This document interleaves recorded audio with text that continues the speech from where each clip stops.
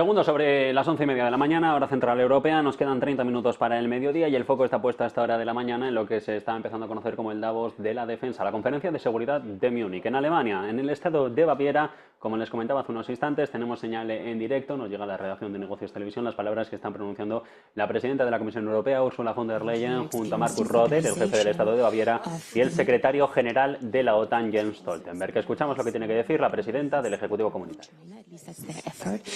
That democracies stick together and that we actually make it where our transatlantic partnership is strengthened.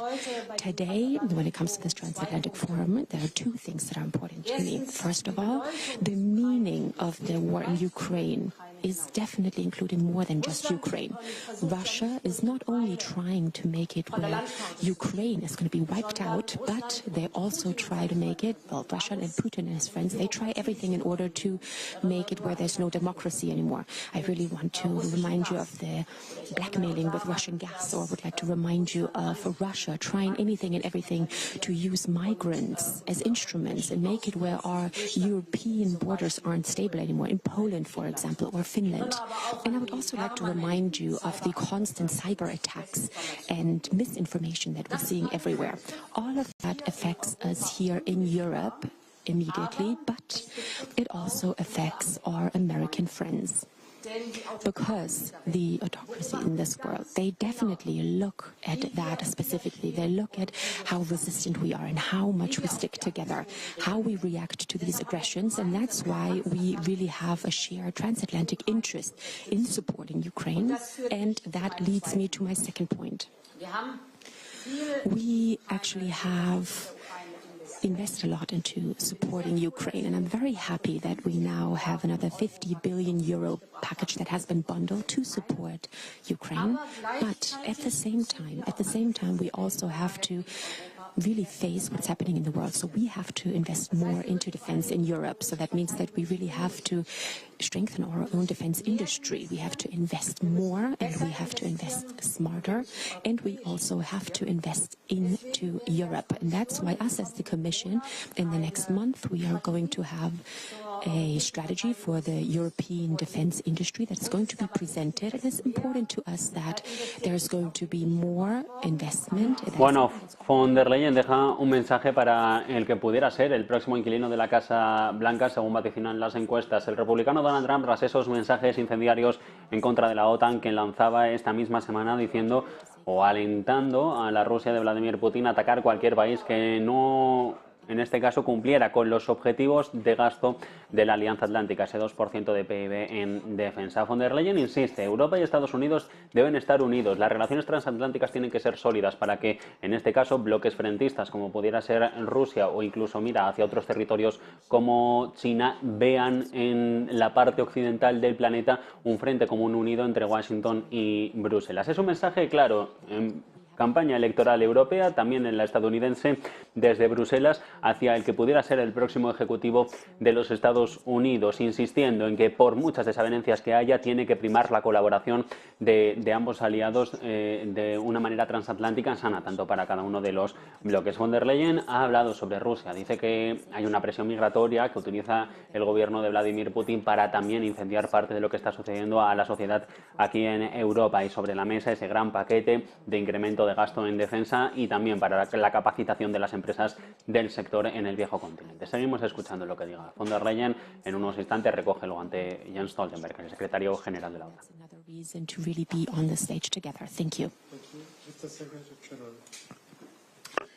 Thank you so much, Minister President Söder, dear Marcus.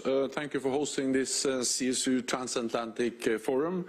And President von der Leyen, dear Ursula, it's always great to be together with you. And Ursula, you have played a key role in raising NATO-EU cooperation to unprecedented levels. This has been demonstrated through our response to Russia's war against Ukraine. On the day of the invasion, you and I stood side by side and delivered a clear message of support for the Ukrainian people. 2 years on, Ukraine continues to fight for its freedom and its independence. This is due first and foremost to the courage of the Ukrainian people. enabled by major military and economic support from Europe and North America. I welcome that the European Council has approved an important new package of aid to Ukraine, and I expect the US to follow suit. This is vital. Putin must realize he will not get what he wants on the battlefield. So if we want a lasting peace, we must continue to provide Ukraine with weapons and ammunition.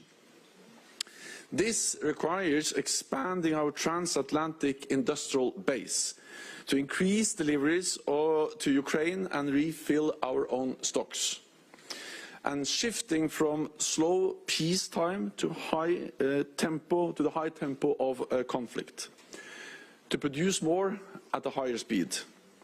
This will help Ukraine, it will make NATO stronger, and it will provide more highly skilled manufacturing jobs, including here in Bavaria, where Patriot missiles will be built at the new facility. This is another example of European and North American companies working together for our shared security.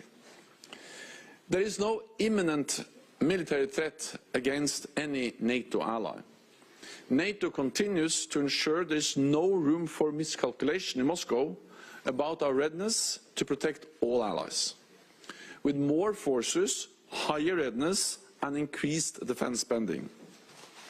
Last year, we saw an unprecedented real increase of 11% in defense spending across European allies and Canada.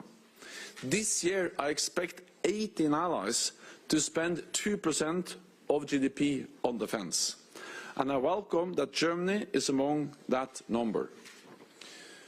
Germany's commitment to permanently station a brigade in Lithuania will also be a major contribution to NATO's deterrence and defense.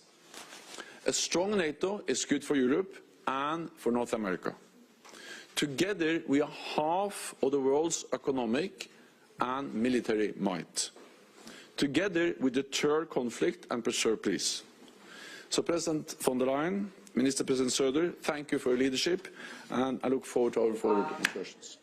Bueno, acaba de terminar esa intervención de Jens Stoltenberg, el secretario general de la OTAN, Markus Röder, el jefe del Estado de Baviera y la presidenta de la Comisión Europea, Ursula von der Leyen. Pero sobre la mesa nos quedamos con las declaraciones que acaba de lanzar el noruego, insistiendo y sobre la mesa dejando caer que no existe a día de hoy ninguna amenaza militar inminente para ningún país de la Alianza Atlántica, para ningún país de la OTAN, de ninguno de los 31 socios. Dice Stoltenberg, puede decir que esté con el temor de que le puedan lanzar una amenaza militar de manera inminente. Un mensaje tranquilizador el que trata de lanzar el secretario general entre estas declaraciones que hemos ido escuchando y estas acusaciones que llegan desde Rusia, pero también desde Estados Unidos, después de que la Casa Blanca haya admitido que sí que pueden estar preocupados por el supuesto despliegue de armas nucleares de Rusia en el espacio, algo que desde Moscú han negado tajantemente